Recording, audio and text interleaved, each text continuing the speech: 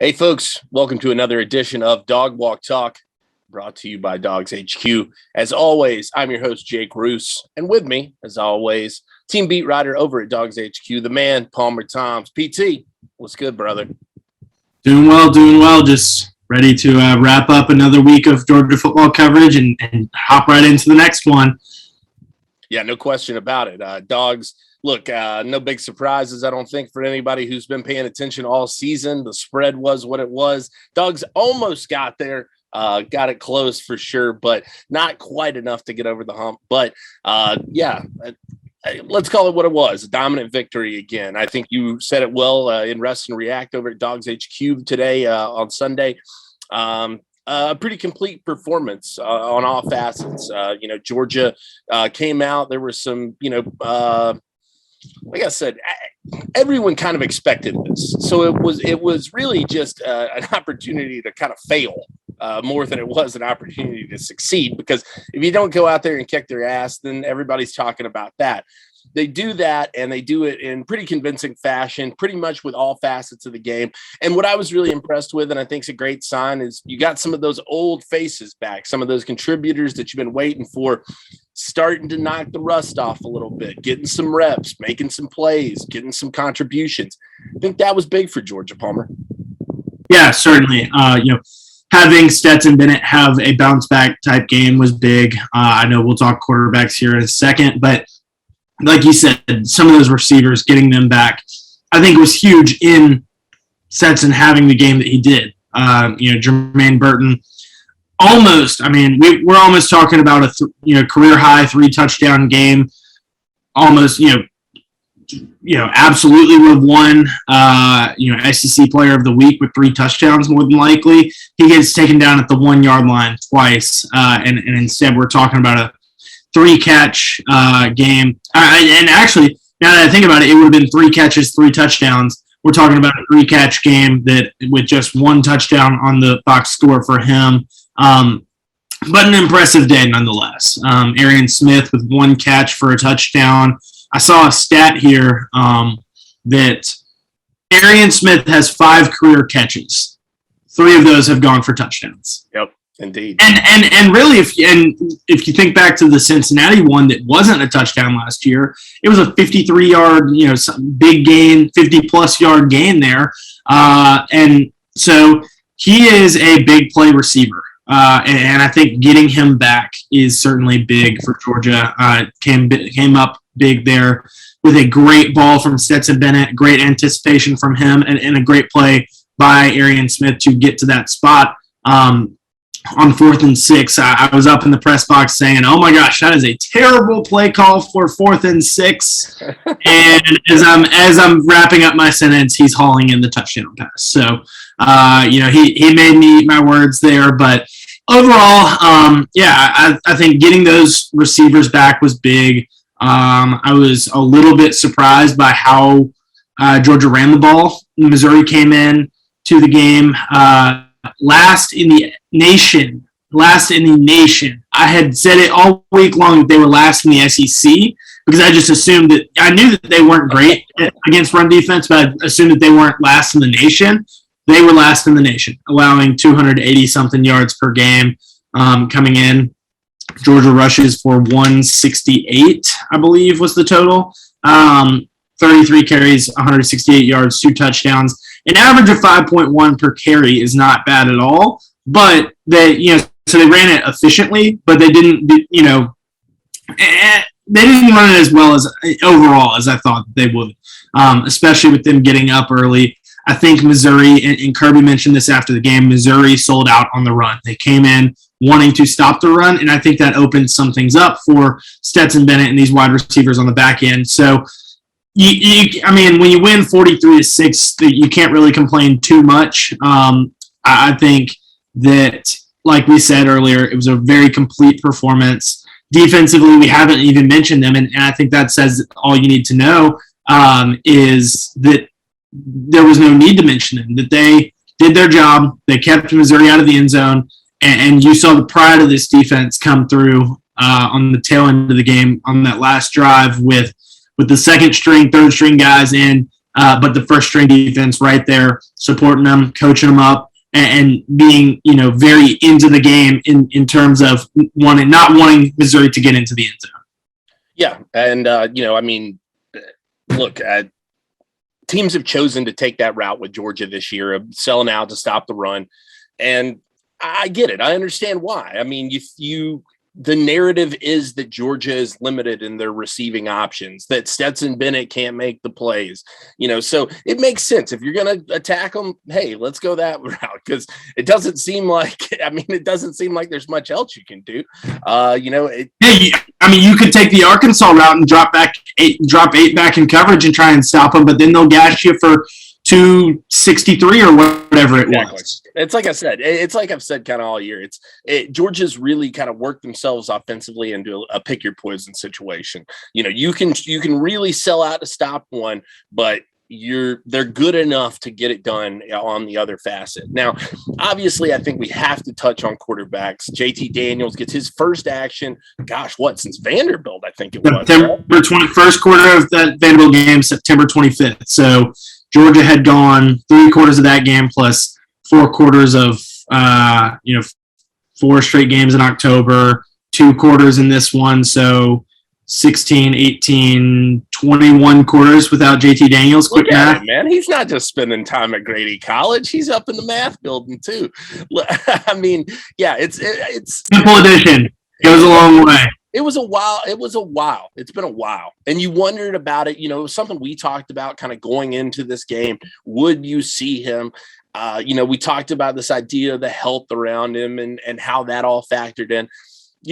I think this was a great opportunity and the right move and the right time for Georgia to get JT back involved, because after that kind of layoff, there's inevitably going to be rust. And I think you saw a little bit of rust on him yesterday. It was not the cleanest performance you've ever seen out of JT Daniels.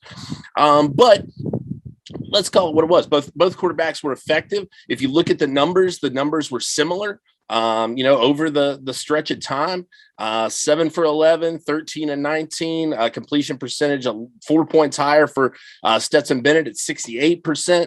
JT maybe not moving it down as effectively, but still able to get it done. And I think that what you have to take away from this is I think Kirby it's what I've been saying now for a couple of weeks. I think he's not being disingenuous when he says that he believes in both of these guys. I think that he feels comfortable with both of these guys because you've now seen both guys do it, and you've now had a chance to see JT kind of work his way back in.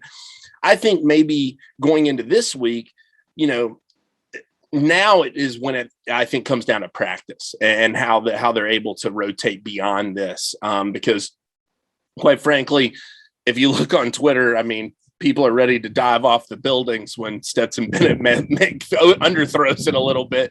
And then, JT comes in and he gets a little bit more love. I think Georgia's being a lot more patient with the situation, of course, as they are paid to do. But I guess just your impression in watching both of those guys live yesterday, Palmer, what did you take away from those performances? How do you kind of see this thing fettering itself out moving forward? Yeah, I mean, just breaking down Stetson, and I did a deep dive into this in the Rest and React. I had a whole section on the quarterbacks. To me, Stetson Bennett played very well. It was one of the best games that he's played this season, and I think it came at the right time, given the fact that he had not played well his last time out against Florida. Now hold on. Let me ask you something. Because the big complaint was that there were a couple of opportunities where he got bailed out. I think I don't think so. You're going to bring up the Jermaine Burton ball. Yes. Looking back at it, at first glance, I thought it was very underthrown. Looking back at it, it wasn't nearly as underthrown as I thought it was. That to me, he doesn't hit him in stride, but it's not nearly as underthrown where the DB could have made a play on it. To me, that's not the big problem. To me, the one that I thought was the dangerous one was the Rosemead ball. To me, that one was like, I think Marcus Rosemead strong-armed the kid in order to save what was an interception. And Stetson said that after the game. Stetson said, I asked him about the impact of getting these guys back, and he said, hey, Marcus saved me. Marcus saved my butt there on that play on the sideline. Great play by the defensive back to jump that ball. I think Stetson was trying to throw it away more so than he was trying to get it to Marcus. And probably should have thrown it away. I think he was trying to put it where only Marcus could get it, and the defensive back made a great play to get into that spot where he potentially could have gotten it. Marcus with a great play to come down with that ball. Again, at first I thought, was that intercepted? And then, obviously it wasn't. But my first thought when he threw that, and kind of based on the reactions of the Missouri sideline, I thought that they had the ball, and I thought we were going to be talking about Stetson Bennett with a costly interception. Instead, it's a great catch by Marcus Rosemy, and Georgia goes on to score later in that drive, I believe. I'm not complaining about it. I'm just saying those were the criticisms I saw on Twitter. I thought Stetson played well. Look, the fact of the matter is some of those breaks are going to go your way and some of them aren't. And that's just the nature of the game. I mean, and it didn't go JT's way. Exactly. I mean, you saw the tip ball interception off of the hands of Jermaine Burton. He was targeted 4 times. That was the only time that he didn't bring in the ball, and it was thrown behind him. But also, if a receiver's able to get a hand on the ball, you've got to feel a little bit, not all the blame is on JT there. Again, it was thrown behind him. Jermaine gets a hand on it, and it bounces into the hands of the defender for Missouri. Just looking at the performance of those two guys, I felt like Stetson played very well. I felt like he, despite some of the criticism that was out there against him, the underthrown pass, the, near interception to Marcus, I felt like he, those were the 2 plays that I felt like he didn't, that it was a little bit risky. I felt like, on his short to intermediate throws, he did a great job of driving the ball downfield. I felt like the throw to Arian, again, we talked about it earlier, but, that kind of set the tone for Georgia, got them on the board, woke them up because it was a slow start for the Bulldogs, letting Missouri kind of drive down the field and that they didn't look great on offense. But, they respond with that score by Arian Smith on 4th and 6. Great job of leading his receiver.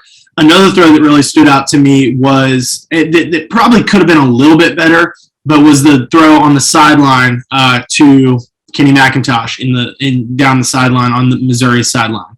I felt like McIntosh made a great play to bring that in with one hand. But I feel like if you put a little bit more touch, a little bit more air on that, McIntosh might be going for 6 there. So, was Stetson perfect? No, but was he pretty damn good? Yes, I felt like he was. JT, similar there. Was he perfect? No. Was he good? He did his job. They weren't really drawing it up for him to spread the field, to get it downfield. Most of his receptions were, screen passes, tunnel screens, swing passes out of the backfield. A majority of his yardage came on a big reception by Dejan Edwards, who you think I hate, but played very well. Played very well. Dejan out here beating the doubters down, baby. I love it. Including the tip ball interception was a tough break for JT. Obviously, he does get that touchdown, but it wasn't like he stretched the field on that. That was tunnel screen to Ladd McConkey, who could have, either of us could have walked into the end zone on that one. So I felt like we said, the rust is to be expected with JT. What I think yesterday showed me more of was JT is healthy. JT is the backup quarterback at this point.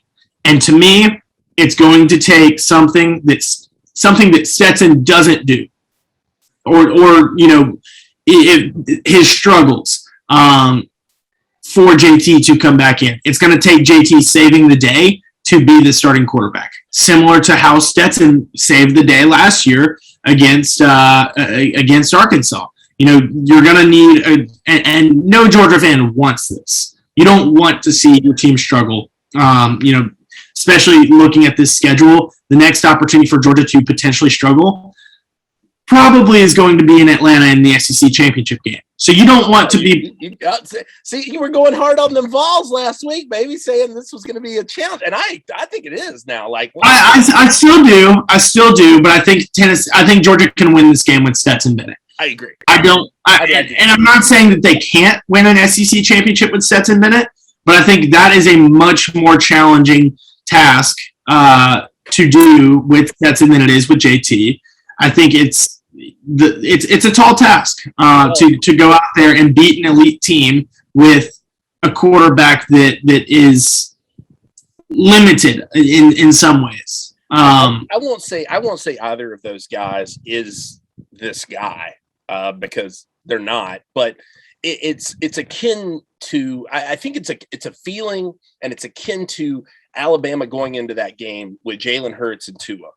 And you've got the opportunity, if something does go wrong, you've got another guy that you trust and feel like you can kind of flip over to if you need to. And that's, to me, that's a great spot to be in, because that can change momentum like that. And so if you've got that ability, I kind of hate that old adage of if you have two quarterbacks, you don't have one, I don't think that's true in Georgia's case. I think they're in a good spot. I think that they've got two guys who are very capable. If one guy isn't fulfilling the role and isn't doing what he needs to do, then they turn to the other guy. And I just don't see that as a negative, really. Now, Jake, let me ask you this. Looking back on national championship winning quarterbacks, who is the first quarterback that Stetson Bennett is better than? Because to me, it's not Mac Jones. It's not Joe Burrow. It's not Trevor Lawrence. It's not Jalen Hurts / Tua in that 2017 game. Right. It's not Deshaun Watson. No. You're back at 2015 now and talking Jake Coker. If you get past him, I don't think he's better than JT Barrett or Cardale Jones as a college quarterback. I don't think he's better than Jameis Winston. I don't think he's a better college quarterback than A.J. McCarron, but football has changed so much since A.J. McCarron that it's hard to even compare those two. Well, and that's probably, that it's that Coker, A.J. McCarron mold is probably Greg McElroy too. The closest thing we're talking about. I mean, I think that's what Kirby sees in Stetson Bennett, is a guy who, for the most part, can go out there, protect the ball. And let's be quite frank about it. I think that this is something, and I brought this up a couple of times, and I keep hammering this point, and I think you saw it again. These teams, this offensive line is not performing up to what I think people expected out of it coming into this year. And I think that Stetson's ability to get out there and scramble has made a huge difference for Georgia. I think that that's something that he's not getting enough credit for. Does he sometimes put the ball in a dangerous spot? Yes, he does. Is he prone to throw an interception once in a while? Yeah, of course he is. But that element of his game is something that JT just doesn't do. And I think that that's something that you've got to credit Stetson for, but it's also, I think, a smart play on Georgia's behalf to recognize that, hey, our offensive line may not be playing up to the standard, as it were, but this guy is able to bail them out and save them in some opportunities. I think that's really big. Yeah. I mean, to me, and I think that we will continue to have this conversation for the rest. Yeah. For the rest of the season, it's going to be over the rest of the season until Georgia plays their last game. We're going to have this kind of conversation every time because like we said, Georgia should feel confident in what both these quarterbacks can do. They've both proven that they are capable winners, capable quarterbacks to win SEC games, to win, big college football games, whether that's JT and I mean, look, since JT, since Stetson's injury last year, Georgia hasn't lost a game. And that is because of the play of JT Daniels and because of the play of Stetson Bennett. And you know, the defense. Let's be. I mean, and the defense. But I think, you know, looking at these games, you know, Georgia has won some big games in that time. Yeah, I mean, it's what, 15 going on 15 games now that Georgia has played with those two guys. Yep. As the primary guys. You know, even going back to last season, they played essentially 10 games last year with those two guys at the head of it, and 9 this year. So, you know, we're going on 20 games, and Georgia has lost 2 games in that time of Stetson Bennett, JT Daniels, and they were to the eventual national champion, who would probably be the number 1 team in college football this year with all the talent that Alabama had last year, and a very good Florida team that, again, if you put them in this year's college football, they're probably in that conversation for a college football playoff spot. Yeah, I agree completely. So two very good teams, and these quarterbacks have, you know, it's not like those are the only good teams Georgia has played in that time. They played a top 10 Arkansas team, an Auburn, a top 10 Auburn team last year, an Auburn team this year that is continuing to show that they look better and better. Obviously, they lost last night, but you know, has improved. You know, they played a Cincinnati team that everyone is seeing what they're capable of. You know, Kentucky this year was not an easy game. Georgia has played some good teams. Mississippi State last year. You know, last year's Mississippi State team is different than this year's. But again, you know, a challenging opponent. Yeah, I would agree. Now, Clemson. How did I forget them? Well, because Clemson's broken this year. So, as are most of Georgia's prior opponents from all indications. But speaking of broken, you know, we talked about some of those great returning pieces, but as always, the football gods giveth and the football gods taketh away. Jamari Sawyer, foot injury last week, knocks him out of this game kind of late in the week.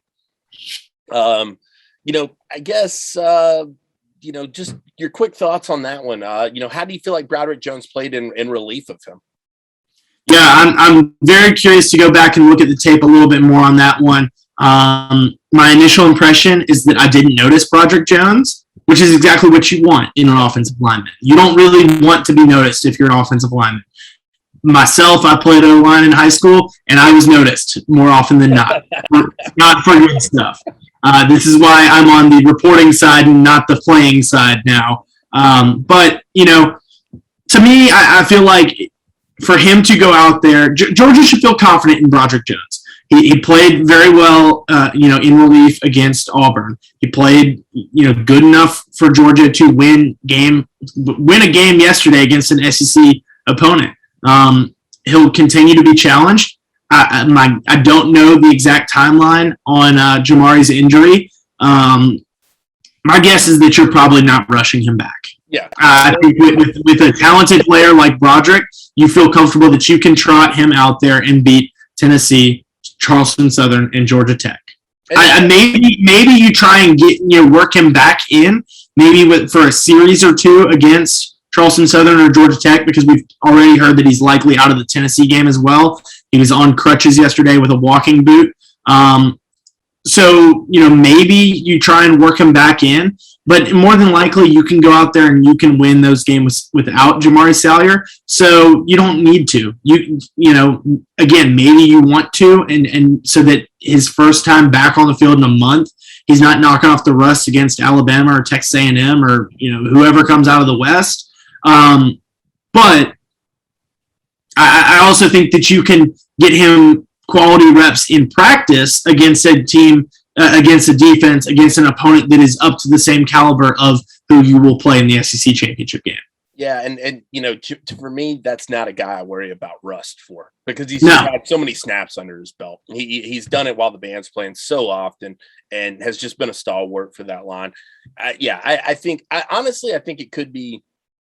Not from a sense of, obviously I don't ever want to see anybody get hurt, but I think it could be a blessing in disguise for Georgia to have this time for Broderick. This is a good stretch of games. If you're trying to break in a new left tackle, and he's going to be your guy for the future.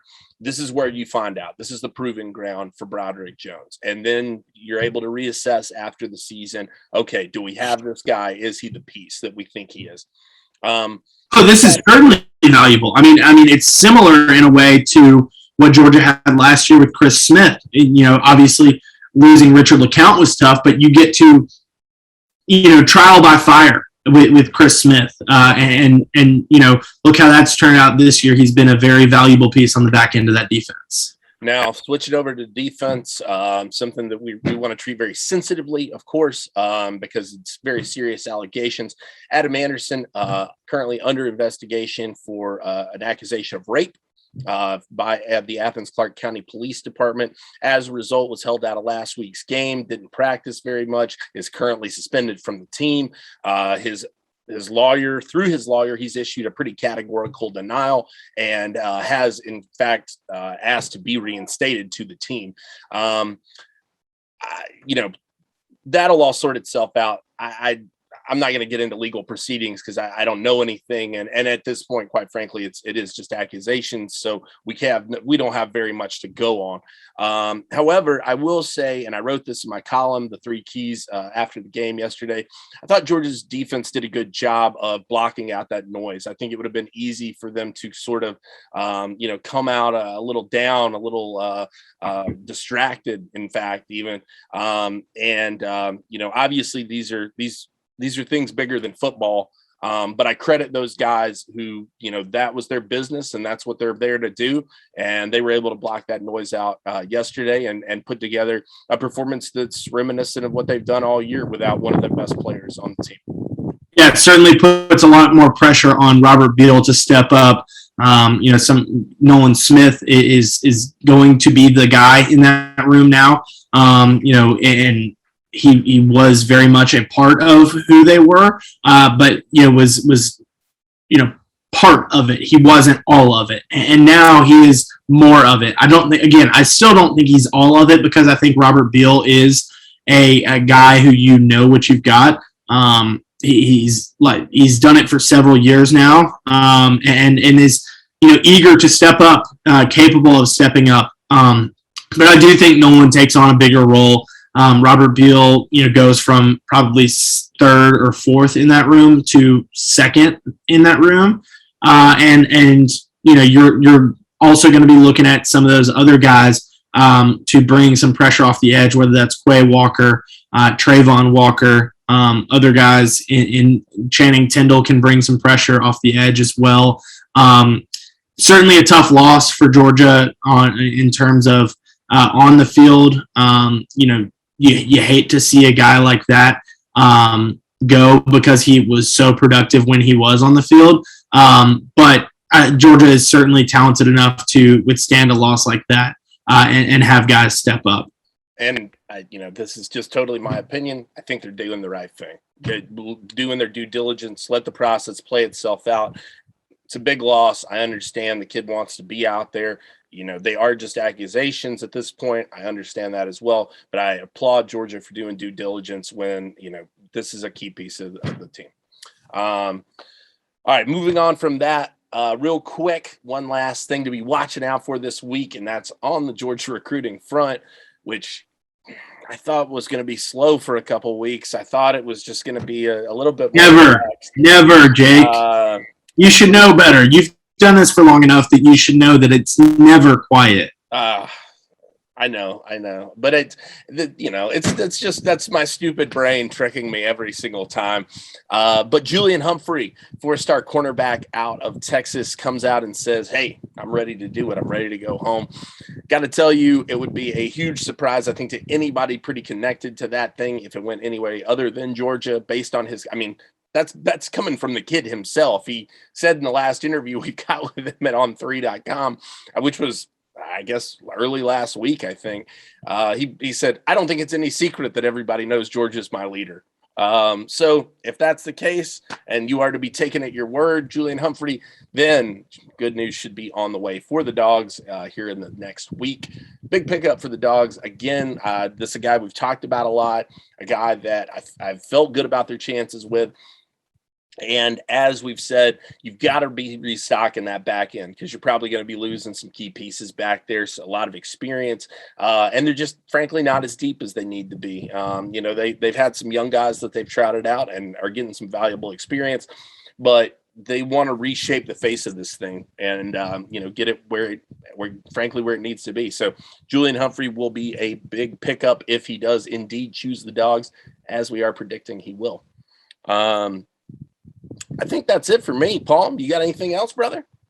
Nothing else on my end. Just like I said earlier, ready to get into another game. This is always an exciting one for me to cover, being from Tennessee. I've got a lot of friends, a lot of connections up in Knoxville, and so certainly an exciting time to be covering this team. Georgia, Tennessee making a push with a big win over Kentucky. All credit to Josh Heupel, man, dude. Absolutely, the guy has exceeded, I think, every expectation that you could have had for him.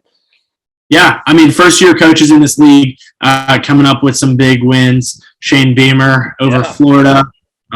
You've had obviously they didn't come out on the right end of things last night, but at Auburn, Brian Harsin has gotten some big wins under his belt in year one, and Josh Heupel as well. Clark Lee, not so much. There's hey, look, it's Vanderbilt, all right? He's working on it. And I think Vanderbilt's gotten a little bit better each week. So that's all you can really ask for. And, obviously Georgia, Tennessee, a huge one up here for me up in the mountains. I am as close to the Tennessee state line as you can possibly be.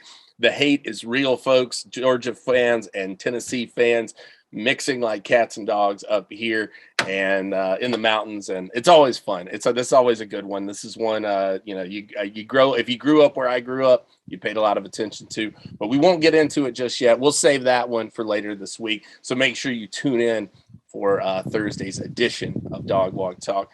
For Palmer Thombs and myself, Jake Roos, get over to DawgsHQ and check us out, and thanks for tuning in to another edition of Dog Walk Talk. We'll get you soon.